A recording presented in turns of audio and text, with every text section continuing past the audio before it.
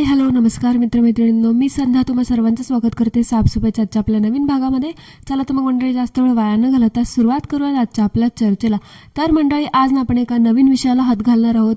आजचा आपला पॉडकास्ट असणार आहे स्वतःला सोशल मीडियावरील स्वप्नील जोशी समजणाऱ्या आणि इन्स्टावर थुकरेट मोटिवेशनल रील बनवून ज्ञान पाजळणाऱ्या या व्यक्तीबद्दल, म्हणजेच आदित्य पाचपुतेबद्दल, क्रिंज लिपसिंग कंटेंट ओनरबद्दल.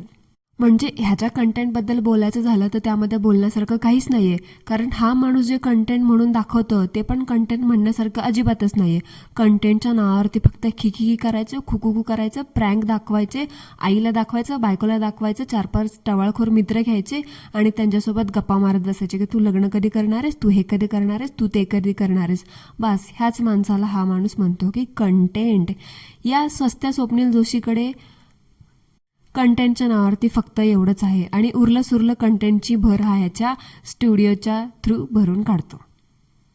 तर मंडळी, हा सस्ता स्वप्नील जोशी तुम्हाला कधी रस्त्यामध्ये भेटला तर त्याला तुम्ही ही एक गोष्ट माझी नक्की सांगा. मला भेटला तर मी स्वतःहून सांगेल की दादा, व्हिडिओच्या शेवटी किंवा व्हिडिओमध्ये लाफिंग इफेक्ट टाकल्यामुळे कोणालाही हसायला येत नाही किंवा लोकांना हसायला येत नाही, कारण त्यात हसण्यासारखं काहीच नसतं. हा माणूस जे कंटेंट म्हणून दाखवतं, असंच लाफिंग इफेक्ट टाकल्यामुळे जगाला हसवता आलं असतं तर आजवर मी तेच केलं असतं ना. एवढे सगळे उद्योग करतच बसले नसते ना मंडळी. हा आहे जग, इथे तुम्ही आता हसू शकता, ते पण विदाऊट साऊंड इफेक्ट. तर मंडळी, मी तुम्हाला एक आता ॲडवाईस देऊ इच्छिते. म्हणजे तुमच्यापैकी कोणाला पण मोटिवेशनल स्पीकर बनण्यामध्ये इंटरेस्ट असेल तर मी काही 4-5 गोष्टी सांगते, त्या तुम्ही फॉलो करा. म्हणजे तुम्ही एक सक्सेसफुल मोटिवेशनल स्पीकर बनू शकता. तुम्हाला ह्याच्यासारखे 8 वर्ष नाही लागणार. आता ऑलरेडी हा एवढी PhD करून बसलाय ना, मग तुम्हाला 2-4 महिने तर फक्त लागतीलच. बघा, 8 वर्ष कुठं आणि 2 वर्ष कुठं, फायदाच फायदा.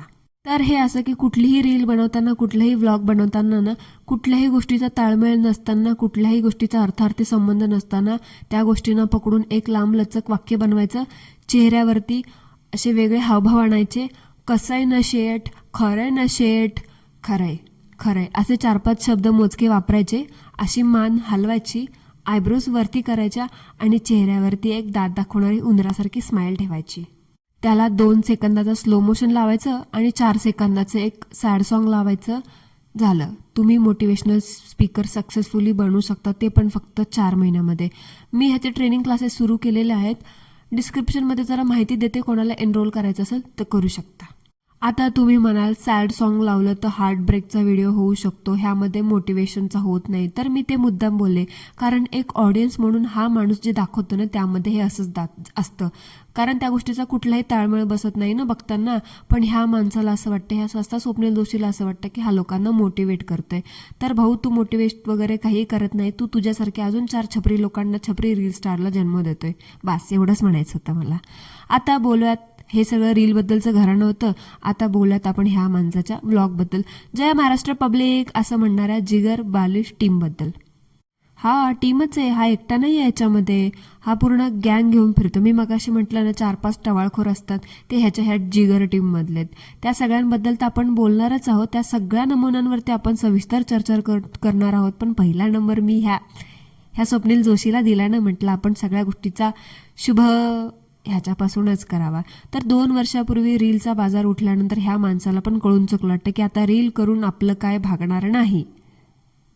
आता आपल्याला आपला मोर्चा व्लॉगिंगकडे वळवावा लागेल किंवा अजून इतर ठिकाणी वळवावं लागेल. म्हणून आता ह्याला पण असं जाणवलं की ह्याच्या जिगर टीममध्ये आणि ह्याच्या ह्या मोर्चामध्ये आणि यूट्यूब इन्स्टाच्या कॉन्टेंटमध्ये काहीतरी नवीन गोष्टीची खरंच गरज आहे, काहीतरी नवीन करायची गरज आहे.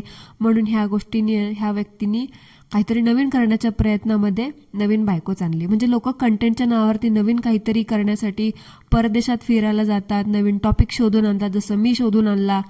आजवर मी काहीतरी वेगळंच करत होते आणि आता मी अचानक सडनली ह्या टॉपिकवरती आले. तसं लोक विषय चेंज करतात. पण ह्या सस्त्या स्वप्नील जोशीने कंटेंटसाठी डायरेक्ट नवीन बायकोच आणली. आता असं मी नाही म्हणत आहे, हा जे म्हणतो ना जय महाराष्ट्र पब्लिक, ती अख्खी महाराष्ट्राची पब्लिक ह्याला विचारतीये. उगाचच वाद नको, नाही तर ते कसं बोलायची मी आणि फसायची मी, बोलायची पब्लिक आणि फसायची मी, असं होतं ना ते. त्यामुळे पहिलंच क्लिअर केलेलं बरं असतं, नाहीतर काही लोक टपूनच बसलेत. आता आपल्या धुनी भांडी संघटनेमध्ये कसं बघा, कंटेंट संपला की वेट लॉसचं फॅड घुसतं, कोणाकडे हगारोचे प्रमोशन्स येतात, कुणाकडे स्किन केअर हेअर केअरचे प्रोडक्ट्स येतात, त्याचं प्रमोशन येतं. तसंच ह्या जिगर टीममध्ये आणि ह्या व्लॉगर कॅटेगरीमध्ये स्वप्नील जोशीच्या गँगमध्ये लग्नाचा वारा घुसतो. आणि तसा घुसलासुद्धा. म्हणजे एकाचं लग्न होत नाही तोपर्यंत दुसऱ्यांचं लग्न.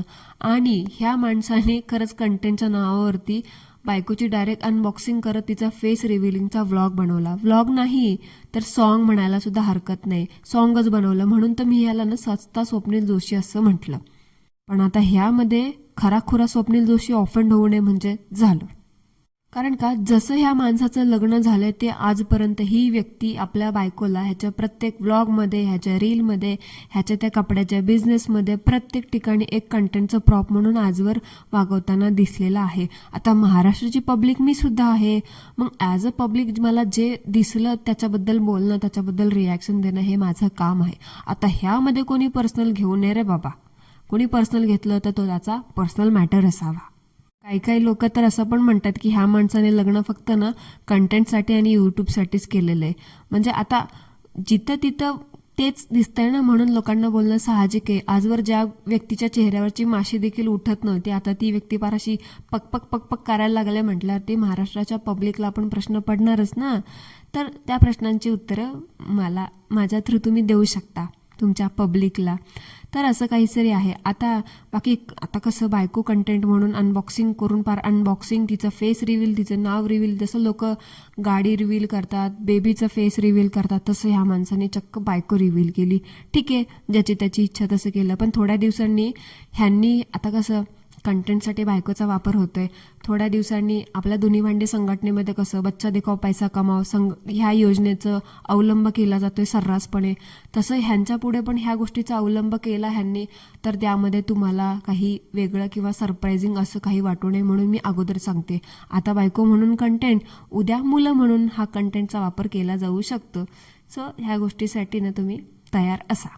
रिसेंटली ना मंडळी, मी एक डायलॉग ऐकला होता एका व्यक्तीचा, तो मला खूप आवडला आणि पटला सुद्धा, आणि मी त्या व्यक्तीला फॉलो सुद्धा करते. आता डायलॉग ऐकून तुम्हाला कळेल की तो डायलॉग कोणाचा आहे ते. तर डायलॉग असा आहे की इन्फ्लुएन्सर असावा तर ह्या आदित्य पाचपुते सारखा, एक चांगला मित्र, एक चांगला मुलगा, एक चांगला पती, एक चांगला भाऊ, एक चांगला कपड्यांचा दुकानवाला. ह्या माणसाने व्लॉगिंगला एवढं सिरियस घेतलं की व्लॉगिंगचा कंटेंट संपला की थेट हा माणूस कंटेंटसाठी म्हणून बायकोच घेऊन आला. ह्याच्याकडून मंडळी एक गोष्ट शिकण्यासारखी आहे, ती म्हणजे लग्न करताना हुंडा अजिबात घ्यायचा नाही, पण स्वतःच्या बायकोला व्लॉगिंगसाठी, रीलसाठी, कपड्याच्या दुकानासाठी प्रॉप म्हणून एवढा मिल्क करायचा, तिचा एवढा वापर करून घ्यायचा की हुंड्यापेक्षा सुद्धा डबल पैसा आला पाहिजे. कसा वाटला मंडळी डायलॉग आपला, आणि कोणाचा डायलॉग आहे हे सुद्धा कॉमेंटमध्ये तुम्ही सांगू शकता. कारण डायलॉगच असा आहे तो म्हटल्यावरती तो 100% महाराष्ट्राच्या पब्लिकला पटण्यासारखाच आहे. तर आता बोलूयात ह्यांच्या फ्रँचायझीच्या बिझनेसबद्दल. म्हणजे आजकाल सगळेच फ्रँचायझी करतायत. आपल्या पहिल्या मुवाताई पण होत्या बघा, त्यासुद्धा सुरुवातीला काय करत होत्या काय माहिती, मेकअपच करत होत्या, पण त्यानंतर मेकअपचा काय एवढा जम बसला नाही म्हणून त्या पण वळायला होत्या चहाच्या दुकानाकडे. त्यांनी पण सुरुवातीला चहाचं ओपनिंग वगैरे केलं, त्यानंतर ते पण चहा सोडून ज्या मेकअपमध्ये घुसल्या ते कपड्यांच्या चपलांच्या दुकानाकडेच वळाल्या. त्या चहाच्या फ्रँचायझीचं, त्या चहाच्या दुकानाचं स्ट्रॉबेरी फ्लेवर चहा, अजून कुठला फ्लेवर चहा, त्या चहाचं काय झालं त्यांनी सुद्धा नाही सांगितलं. तसंच ह्या माणसाचं सुद्धा आहे. म्हणजे हा माणूस फक्त दररोज हा किती फ्रँचायझी विकतो, पुढे किती विकणार आहे ह्याचं 10-12 रील्स बनवून प्रमोशन करत असतं. पण आधी ह्याने विकलेल्या फ्रँचायझीचं काय झालं, त्याचा धंदा होतो की नाही होतोय, त्या कितपत चालू आहेत का, बंद पडल्यात, टाळेबंदी झाली नाही झाली, हा माणूस ह्याच्याबद्दल कधीच सांगत नाही. आता सांगायला पाहिजे ना, महाराष्ट्राची पब्लिक विचारतीये, सांगणं काम आहे तुमचं. सो बघा, आता जमलं तर मंडळी ह्याचं कसं आहे माहिती आहे का, पुढचं पाठ आणि मागचं सपाट. तुम्हाला ह्याच्याबद्दल काय वाटतं ना कॉमेंटमध्ये मला नक्की सांगा. आणि मंडळी अजून एक मला सांगा, हा माणूस आहे ना आपला स्वप्नील जोशी, सस्ता स्वप्नील जोशी, एवढे कपडे विकतो तुम्हाला आम्हाला, या 602, 50 के 2, 50 के 2 असं म्हणून विकतो. मला सांगा, म्हणजे मी तर आजवर कधी गेले नाही त्याच्या दुकानात ते कपडे खरेदी करायला 50 के 2. तुमच्यापैकी कोणी खरेदी करायला गेलं असेल तर मला कॉमेंटमध्ये नक्की सांगा, ह्याच्या कपड्यांबद्दल मी जे ऐकले ते खरं आहे का.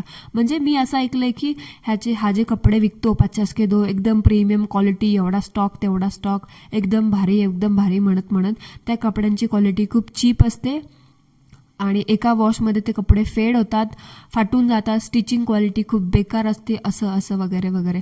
आता मी जे ऐकले ते खरं का खोटे, ह्या प्रश्नांचे उत्तर मला कॉमेंटमध्ये नक्की सांगा. आणि मी जर कधी फ्युचरमध्ये तिथे व्हिजिट केलं तर त्याबद्दल सुद्धा मी माझं ओपिनियन तुम्हाला नक्की शेअर करेल. आणि मंडळी, आता बोलता बोलता मला एक ह्या कपड्यांवरतून प्रश्न पडला. हा माणूस, हा स्वप्नील जोशी आणि ह्याची ती बायको एवढा कपड्यांचं प्रमोशन करतात, एवढे कपडे विकतात, एवढे सेल वगैरे लावतात, त्या कपड्यांच्या क्वालिटीबद्दल खूप छान आहे, खूप छान आहे, खूप छान आहे म्हणत म्हणत एका तासात आपला सगळा सेल संपला, एका तासात स्टॉक आउट झाला वगैरे वगैरे असल्या सगळ्या बाता मारत असतो. मग मला सांगा, आजपर्यंत ह्याच्या घरातल्या कुठल्याच महिला हे कपडे घातलेले का दिसल्या नाहीत आजवर? म्हणजे त्याची ती बायको फक्त दिसते प्रॉप म्हणून त्या ड्रेसचे फोटोज वगैरे काढताना, बाकी इतर वेळी ती पण कधी दिसत नाही हे कपडे घातलेले. म्हणजे मंडळी, एक साहजिक माणूस म्हणून प्रश्न पडला ना. तुम्हाला ह्या मला पडलेल्या प्रश्नाबद्दल काय वाटतं? कॉमेंटमध्ये मला नक्की सांगा.